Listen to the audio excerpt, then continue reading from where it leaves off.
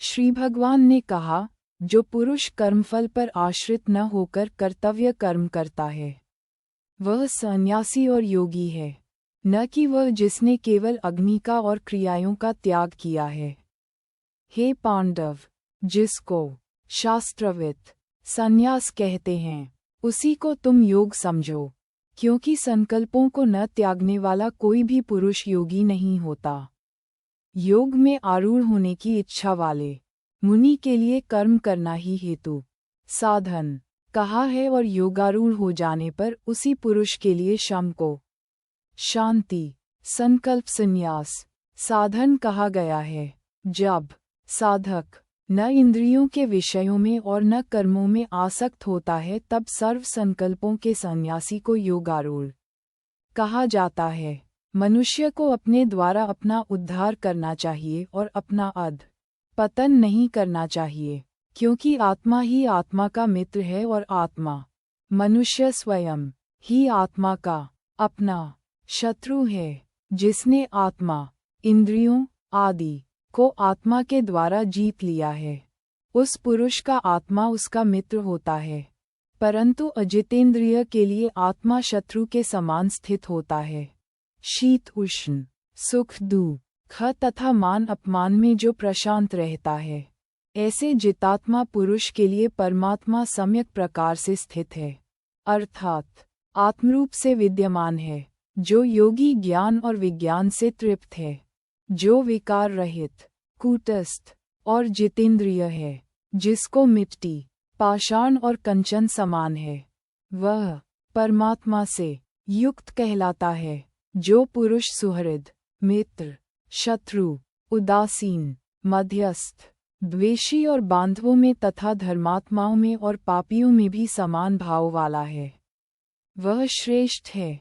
शरीर और मन को संयमित किया हुआ योगी एकांत स्थान पर अकेला रहता हुआ आशा और परिग्रह से मुक्त होकर निरंतर मन को आत्मा में स्थिर करे। शुद्ध स्वच्छ भूमि में कुश मृगशाला और उस पर वस्त्र रखा हो, ऐसे अपने आसन को न अति ऊंचा और न अति नीचा स्थिर स्थापित करके वहां आसन में बैठकर मन को एकाग्र करके चित्त और इंद्रियों की क्रियाओं को वश में किए हुए आत्मशुद्धि के लिए योग का अभ्यास करे। काया सिर और ग्रीवा को समान और अचल धारण किए हुए स्थिर होकर अपनी नासिका के अग्रभाग को देखकर अन्य दिशाओं को न देखता हुआ साधक को प्रशांत अंत करण निर्भय और ब्रह्मचर्य व्रत में स्थित होकर मन को संयमित करके चित्त को मुझ में लगाकर मुझे ही परम लक्ष्य समझकर बैठना चाहिए। इस प्रकार सदा मन को स्थिर करने का प्रयास करता हुआ संयमित मन का योगी मुझ में स्थित परम निर्वाण मोक्ष स्वरूप शांति को प्राप्त होता है।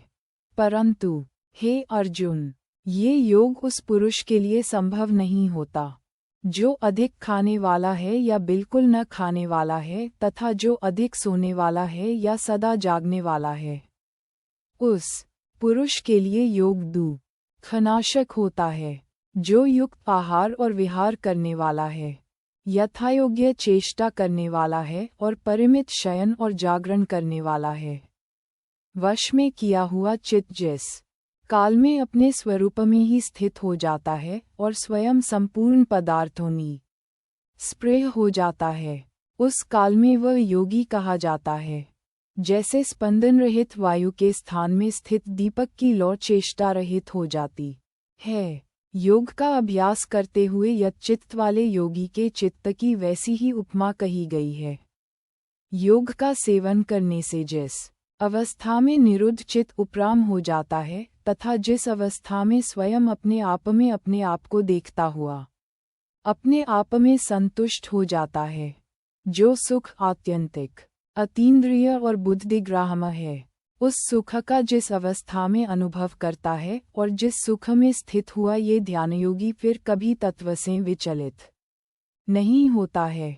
जिस लाभ की प्राप्ति होने पर उससे अधिक कोई दूसरा लाभ उसके मानने में भी नहीं आता और जिसमें स्थित होने पर वह बड़े भारी दुःख से भी विचलित नहीं होता है। दुःख के संयोग से वियोग है, उसी को योग नाम से जानना चाहिए। वह योग जिस ध्यान योग लक्ष्य है, उस ध्यान योग का अभ्यास न उकताए हुए चित्त से निश्चयपूर्वक करना चाहिए। संकल्प से उत्पन्न समस्त कामनाओं को शेष रूप से परित्याग कर मन के द्वारा इंद्रिय समुदाय को सब ओर से सम्यक प्रकार वश में करके शनैः शनैः धैर्ययुक्त बुद्धि के द्वारा योगी उपरामता शांति को प्राप्त होवे। मन को आत्मा में स्थित करके फिर अन्य कुछ भी चिंतन न करे। ये चंचल और अस्थिर मन जिन कारणों से विषयों में विचरण करता है, उनसे संयमित करके उसे आत्मा के ही वश में लावे, अर्थात आत्मा में स्थिर करे। जिसका मन प्रशांत है, जो पापरहित अकल्मषम है और जिसका रजोगुण विक्षेप शांत हुआ है, ऐसे ब्रह्मरूप हुए इस योगी को उत्तम सुख प्राप्त होता है। इस प्रकार मन को सदा आत्मा में स्थिर करने का योग करने वाला पापरहित योगी सुखपूर्वक ब्रह्मसंस्पर्श का परम सुख प्राप्त करता है। योगयुक्त अंत करण वाला और सर्वत्र समदर्शी योगी आत्मा को सब भूतों में और भूतमात्र को आत्मा में देखता है। जो पुरुष मुझे सर्वत्र देखता है और सबको मुझ में देखता है, उसके लिए मैं नष्ट नहीं होता, अर्थात उसके लिए मैं दूर नहीं होता और वह मुझसे वियुक्त नहीं होता।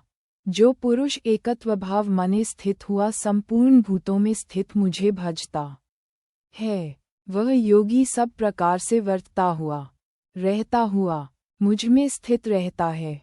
हे अर्जुन, जो पुरुष अपने समान सर्वत्र सम देखता है, चाहे वह सुख हो या दुख, वह परम योगी माना गया है। अर्जुन ने कहा, हे मधुसूदन, जो ये साम्य योग आपने कहा, मैं मन के चंचल होने से इसकी चिरस्थायी स्थिति को नहीं देखता हूँ। क्योंकि हे कृष्ण, यह मन चंचल और प्रमथन स्वभाव का तथा बलवान और दृढ़ है। उसका निग्रह करना मैं वायु के समान अति दुष्कर मानता हूँ। श्री भगवान कहते हैं, हे महबाहो, संदेह मन चंचल और कठिनता से वश में होने वाला है, परंतु हे कुंती पुत्र, उसे अभ्यास और वैराग्य के द्वारा वश में किया जा सकता है। असंयत मन के पुरुष द्वारा योग प्राप्त होना कठिन है, परंतु स्वाधीन मन वाले प्रयत्नशील पुरुष द्वारा उपाय से योग प्राप्त होना संभव है। यह मेरा मत है। अर्जुन ने कहा, हे कृष्ण, जिसका मन योग से चलायमान हो गया है, ऐसा अपूर्ण प्रयत्न वाला अयति श्रद्धायुक्त पुरुष योग की सिद्धि को न प्राप्त होकर किस गति को प्राप्त होता है? हे महबाहो, क्या वह ब्रह्म के मार्ग में मोहित तथा आश्रयरहित पुरुष छिन्न-भिन्न मेघ के समान दोनों ओर से भ्रष्ट हुआ नष्ट तो नहीं हो जाता है?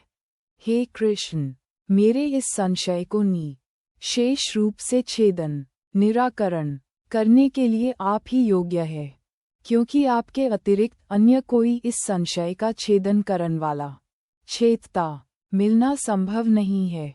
श्री भगवान ने कहा, हे पार्थ, उस पुरुष का न तो इस लोक में और न ही परलोक में ही नाश होता है।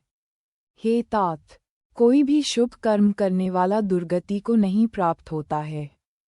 योगभ्रष्ट पुरुष पुण्यवानों के लोकों को प्राप्त होकर वहां दीर्घकाल तक वास करके शुद्ध आचरण वाले श्रीमंत धनवान पुरुषों के घर में जन्म लेता है, अथवा साधक ज्ञानवान योगियों के ही कुल में जन्म लेता है।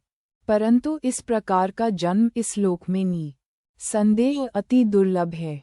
हे कुरुनंदन, वह पुरुष वहां पूर्व देह में प्राप्त किए गए ज्ञान से संपन्न होकर योग समसिद्धि के लिए उससे भी अधिक प्रयत्न करता है।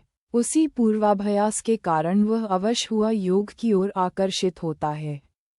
योग का जो केवल जिज्ञासु है, वह शब्द ब्रह्म का अतिक्रमण करता है, परंतु प्रयत्नपूर्वक अभ्यास करने वाला योगी संपूर्ण पापों से शुद्ध होकर अनेक जन्मों से शनैः शनैः सिद्ध होता हुआ तब परम गति को प्राप्त होता है। क्योंकि योगी तपस्वियों से श्रेष्ठ है और केवल शास्त्र के ज्ञान वालों से भी श्रेष्ठ माना गया है तथा कर्म करने वालों से भी योगी श्रेष्ठ है। इसलिए हे अर्जुन, तुम योगी बनो। समस्त योगियों में जो भी श्रद्धावान योगी मुझ में युक्त हुए, अंतरात्मा से अर्थात एकतव भाव से मुझे भजता है, वह मुझे युक्ततम सर्वश्रेष्ठ मान्य है।